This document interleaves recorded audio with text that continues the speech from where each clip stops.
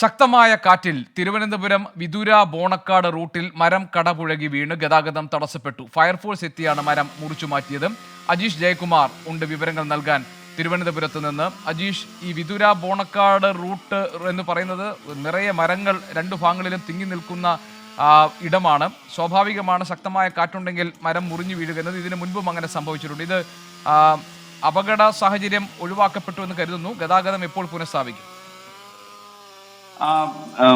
ഇന്ന് രാവിലെയാണ് സംഭവം. അത് അതിശക്തമായ കാറ്റും മഴയും ഈ പ്രദേശത്ത് ഉണ്ടായിരുന്നു. ഇന്നലെ രാത്രി മുതൽ തന്നെ അതിശക്തമായ മഴയുണ്ടായിരുന്നു. രാവിലെ വീണ്ടും ഈ മഴ ശക്തമായി കാറ്റും ഉണ്ടായിരുന്നു. ഇതിനെ തുടർന്നാണ് വിതുര ബോണക്കാട് ഭാഗത്തെ മരം മുറിഞ്ഞു വീണത്. കാണിത്തടം ചെക്ക് പോസ്റ്റിന് സമീപമാണ് ഈ സംഭവം.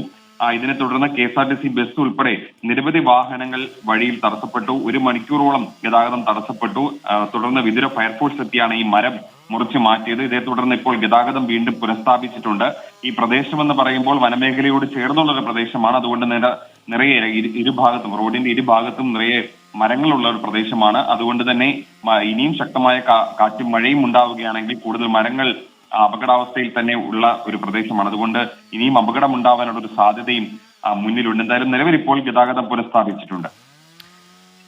ശരി, വിതുര ബോണക്കാട് റൂട്ടിലാണ് ശക്തമായ കാറ്റിൽ മരം കടപുഴകി വീണ് ഗതാഗതം തടസ്സപ്പെട്ടിരുന്നത്. ഇപ്പോൾ ഗതാഗതം പുനഃസ്ഥാപിച്ചിട്ടുണ്ട് എന്നാണ് അജീഷ് ജയകുമാർ ഞങ്ങളുടെ പ്രതിനിധി റിപ്പോർട്ട് ചെയ്യുന്നത് തിരുവനന്തപുരത്ത് നിന്ന്.